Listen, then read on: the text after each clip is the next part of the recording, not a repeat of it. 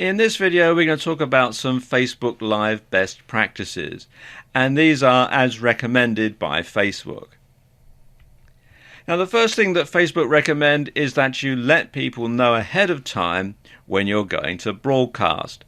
And this is a very good idea because obviously you want to get as big an audience as possible, and it's not like you publish a TV guide or something. So you want to let people know ahead of time when you're going to broadcast. Now, there are lots of ways that you can do this. I suppose the easiest way is via Facebook itself, to let your Facebook friends, let your Facebook followers know that you're going to be broadcasting via Facebook Live so that they can log in and watch your video at the time it's going to go out. You can also do a shout out to your followers on Twitter. And if you're aiming at a business audience, then probably making a post to your followers on LinkedIn would be a good idea as well. Something else that you can do is to send an email to your list, of course, just like you would if you were holding a webinar or something like that. You would send an email to your list to let them know, and you can do that for Facebook Live and encourage them to sign up.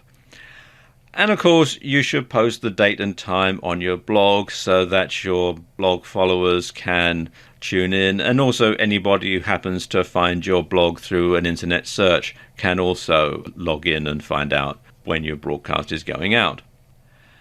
You should also go live when you have a strong connection. Now, Wi-Fi tends to work best.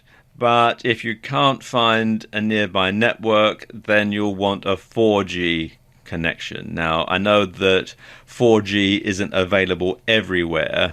In most countries, it's available just in large cities. But if you can find a 4G connection, then that's great. Otherwise, you'll want to have a Wi-Fi connection to stream that.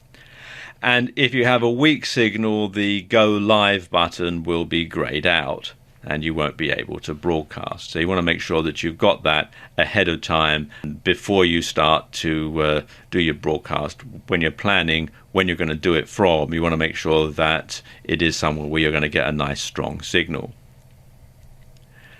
You also want to write a compelling description before going live.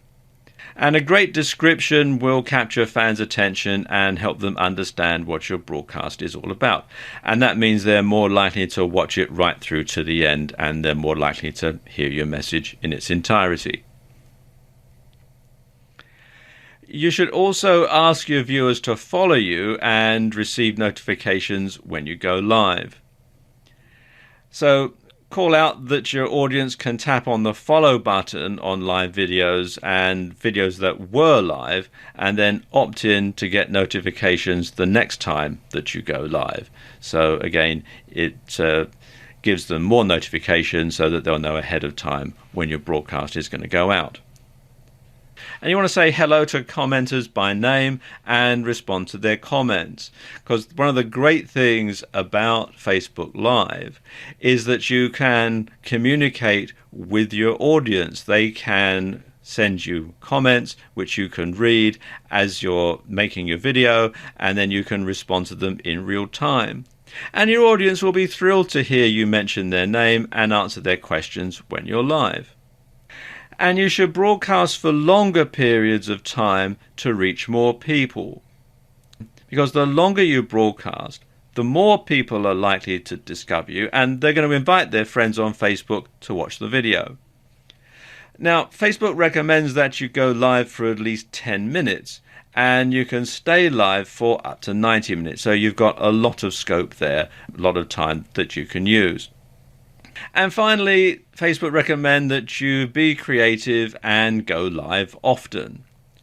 So you can try different types of broadcasts. Try giving a talk to camera, try giving a webinar, or a live-inar, really, I suppose you could call it, over Facebook Live.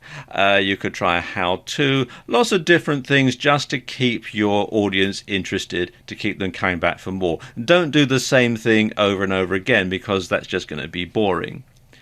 And you should go live frequently to keep your audience engaged. Out of sight is out of mind, so you want to make sure that people keep coming back for more and that they see something that's going to interest them every time.